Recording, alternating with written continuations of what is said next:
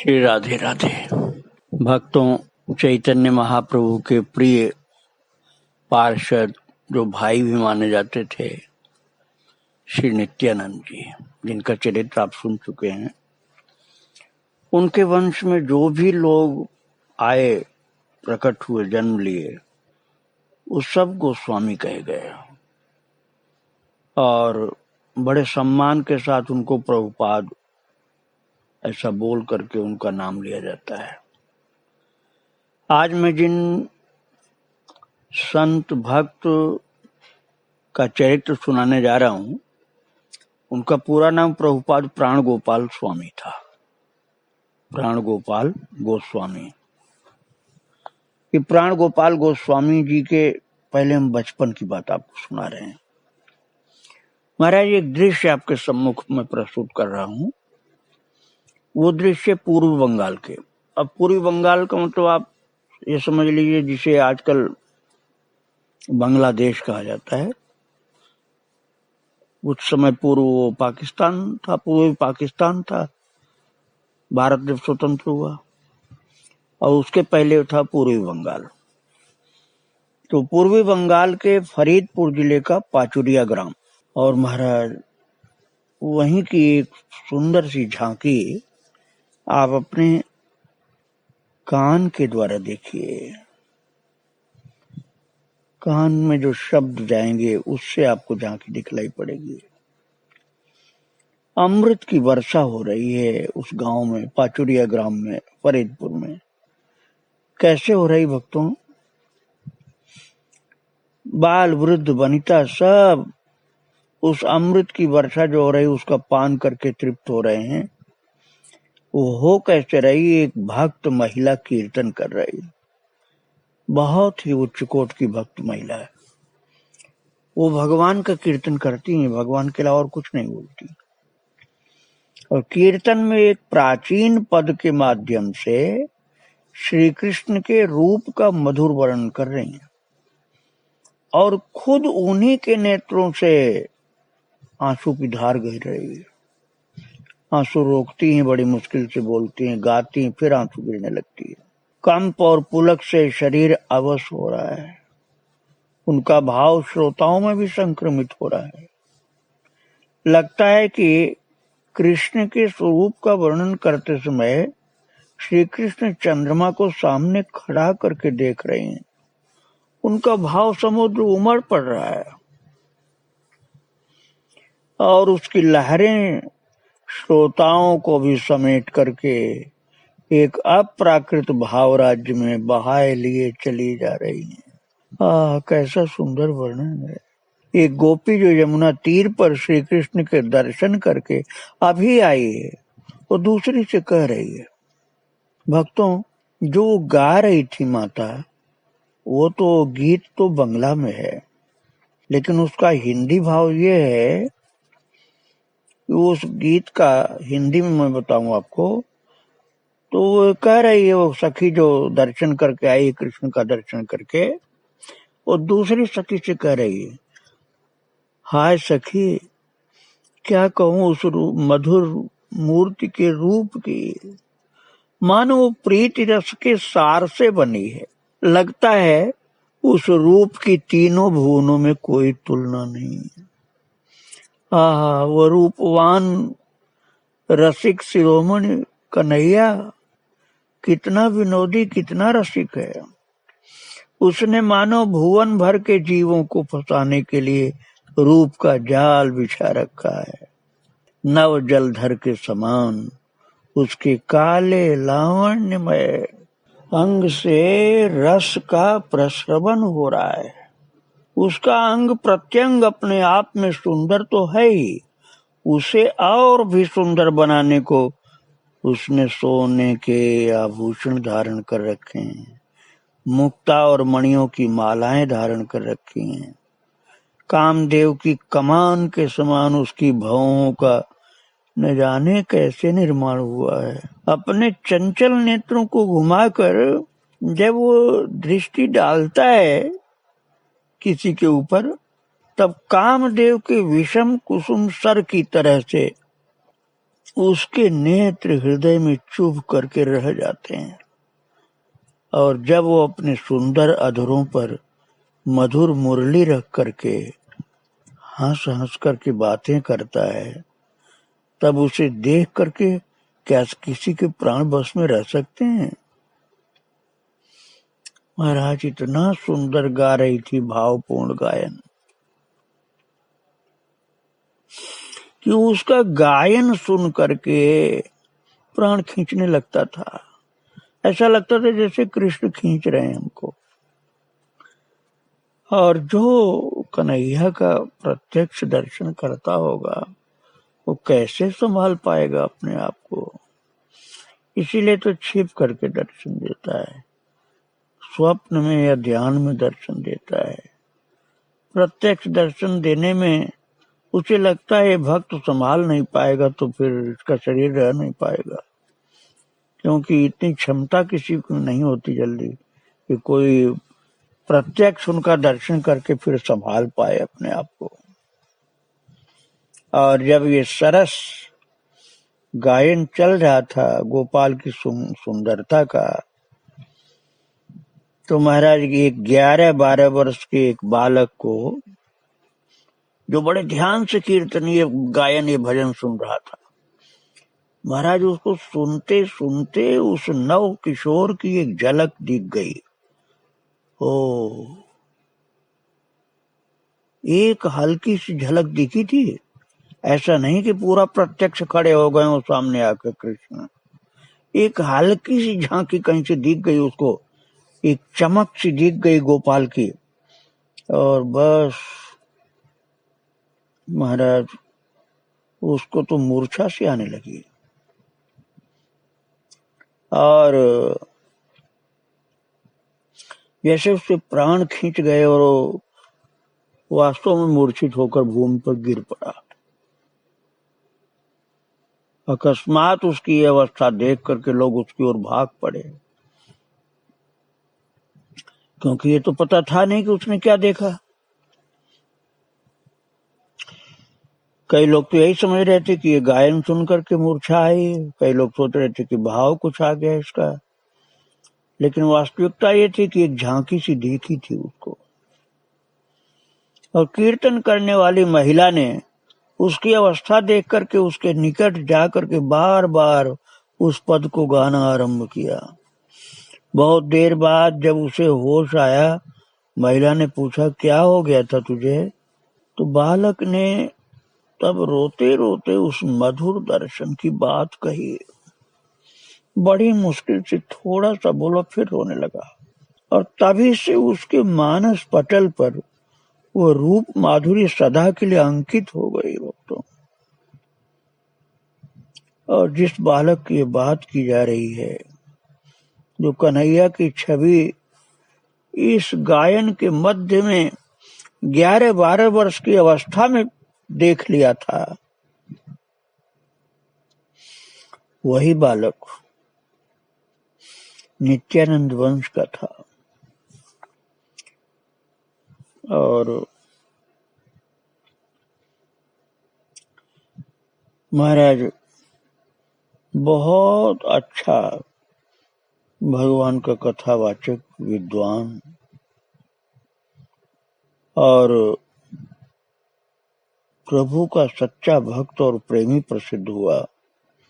उनका नाम हुआ प्राण गोपाल गोस्वामी। बड़े होने पर उनके नाम के आगे प्रभुपाद लगाकर प्रभुपाद प्राण गोपाल गोस्वामी ये नाम कहा जाता था। इनका जन्म हुआ श्री अलक मोहन गोस्वामी की पत्नी शारदा सुंदर गोस्वामी के गर्भ से, पूर्वी बंगाल के ढाका जिले की बितुनी ग्राम में।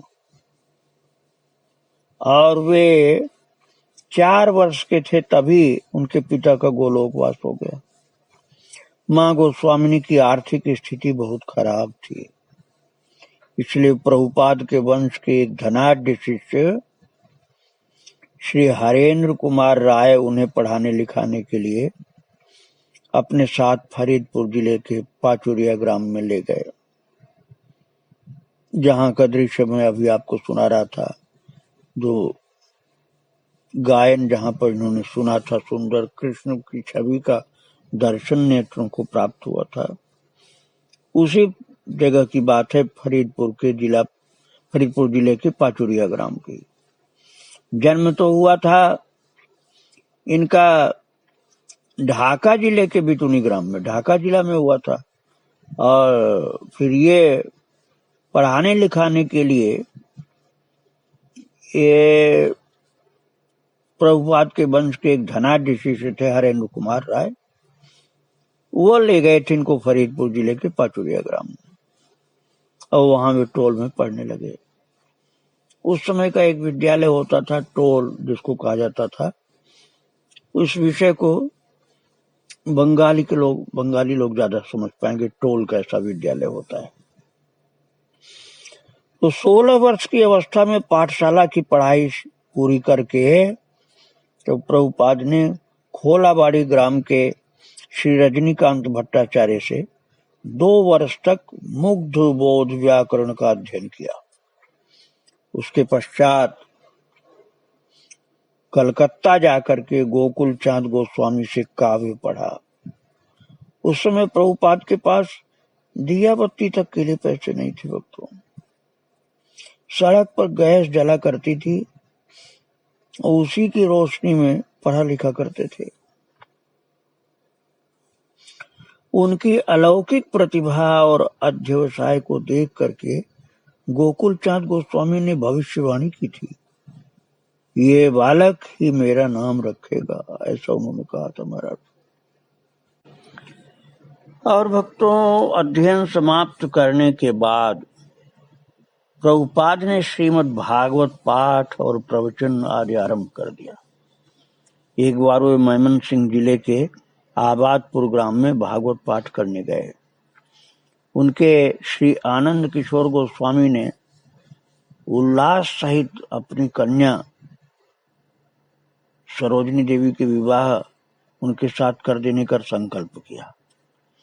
तो प्रभुपाद की गरीबी के कारण उनके आत्मीय जनों ने उसका विरोध किया, क्योंकि जो उनके प्रेमी लोग थे, लड़की के परिवार के प्रेमी लोग, उन्होंने कहा, अरे इतने गरीब लड़के के यहाँ शादी करोगे, ये तो बहुत ही गरीब है, इसके यहाँ क्या है जो इसके यहाँ शादी करोगे, ये लड़का तो गरीब, इसके साथ शादी करना ठीक नहीं, ऐसा कहा लोगों ने। तो लेकिन आनंद किशोर गोस्वामी प्रभुपाद के गुणों से इतने मुग्ध थे कि वे अपने संकल्प पर दृढ़ रहे और सरोजिनी देवी का विवाह प्रभुपाद से हो गया। प्रभुपाद अपने परिवार को साथ लेकर के नवद्वीप चले गए। बड़े अखाड़े में किराए पर घर लेकर के रहने भी लग गए। नवद्वीप में उन्होंने भागवत पाठ आरंभ किया और उनके पाठ से वैष्णव पाड़ा के गोविंद दास बाबा जी बहुत मुग्ध हुए। वे अपने सेवित विग्रह श्री राधा मदन मोहन और अपना घर, जमीन आदि सब कुछ उन्हें समर्पण करके महाराज वृंदावन चले आए। तब से प्रभुपाद उस घर में रह करके प्राण धन श्री राधा मदन मोहन की प्राण से, मन से सेवा करने लगे, बहुत भाव से सेवा करने लगे भगवान की। भक्तों, ये गोस्वामी परिवार में दीक्षा का अधिकार प्राप्त था महाप्रभु की ओर से, इसलिए इनको दीक्षा के लिए बाहर जाना आवश्यक नहीं होता था। गोस्वामी लोगों को बहुत जो विरक्त होते थे वो तो बाहर जाकर दीक्षा लेते थे किसी संत से, लेकिन पहले तो अपने घर में ही दीक्षा ले लेते थे। इन्होंने प्राण गोपाल जी ने भी अपनी जननी से ही कृष्ण मंत्र की दीक्षा ले ली थी। उनकी गुरु निष्ठा भी अतुलनीय थी।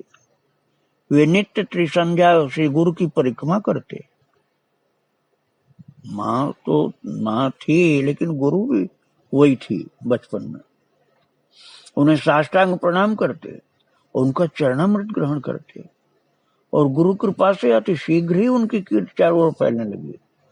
सच्चा उनका विश्वास था गुरु की जैसा, वो गुरु ही मानते थे उनका विश्वास सच्चा था। बंग देश के प्राय सभी ग्रामों में श्रीमद् भागवत पाठ करके उन्होंने आबाल वृद्ध नर नारी को जैसे प्रेम से पागल कर दिया महाराज। बहुत से पढ़े लिखे धनाढ्य व्यक्ति और गोस्वामी गण तक उनके पाद पद्मों की शरण ग्रहण करके धन्य हुए। बहुत से गोस्वामी लोग, बड़े विद्वान लोग ये समझते थे कि इनका शिष्य बन जाऊंगा तो जीवन कृतार्थ हो जाएगा। और महाराज प्रसिद्ध वकील देशबंधु चित्तरंजन दास ने भी, बड़ा नाम था देशबंधु चित्तरंजन दास का, वो चित्तरंजन दास ने भी हरिनाम महामंत्र उनसे लिया था और उन्हीं से प्रभुपाद के पाठ की प्रशंसा सुन करके प्रख्यात साहित्यकार श्री शरद चंद्र चट्टोपाध्याय को उनका पाठ सुनने की प्रेरणा मिली थी। और वे उनका पाठ सुनकर के इतना मुग्ध हुए कि उन्होंने एक दिन पाठ के अंत में उनसे कहा, प्रभुपाद मुझे बड़ा आश्चर्य है कि जिस साहित्य की हम लोग सृष्टि करते हैं, न जाने कितनी चिंता करते हैं, बार बार लिख लिख कर काट पीट भी करनी पड़ जाती है, उसकी आप व्यास आसन पर बैठ करके ऐसे ही आसानी से सृष्टि कर जाते हैं।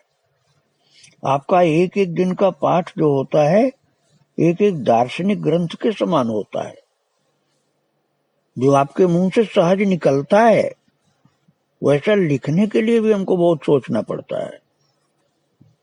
ऐसी शक्ति आपके अंदर भगवान ने दी है। महाराज प्रति वर्ष नियम सेवा के अवसर पर प्रभुपाद ढाका जाते थे और उनके आगमन पर चारों ओर आनंद की एक अपूर्व लहर दौड़ जाती। दूर दूर से लोग आकर उनका पाठ कीर्तन सुन करके और उनका भुवन मोहन नृत्य देख करके आत्म विभोर हो जाते थे भक्त लोग। ढाका नगरी के अंतर्गत समझिए, उस समय जहां भी प्रभुपाद को भक्त लोग ले जाते तो प्रातः से सायं तक 17-18 जगह पाठ करना होता था और इतना भाव मरता था कि वो थकते नहीं थे। ढाका के अतिरिक्त प्रभुपाद को अन्यान्य समय पूर्व बंगाल के और भी अनेक स्थानों पर भागवत पाठ के लिए जाना होता। एक बार उनके पाठ में एक अलौकिक घटना घटी थी भक्तों। जब वे कुमिल्ला में जमींदार काला साहा के घर पाठ कर रहे थे, प्रभुपाद आवेग में पाठ करते जा रहे थे, श्रोतागण आनंद विह्वल हो अश्रु विसर्जन कर रहे थे और उस समय एक उच्च पदाधिकारी महाराज दाम्भिक व्यक्ति बार बार सार रहित प्रश्न करके सहस्र लोगों के आनंद में विघ्न डाल रहा था। बीच बीच में बिना बात के प्रश्न करता था वो। सब लोग भाव विभोर हो प्रश्न किए जा रहा बीच बीच में। तो प्रभुपाद ने एक बार तीक्ष्ण स्वर में उससे कहा, चुप करो थोड़ी देर। उस समय से महाराज उसकी वाक शक्ति चली गई, गूंगा हो गया वो।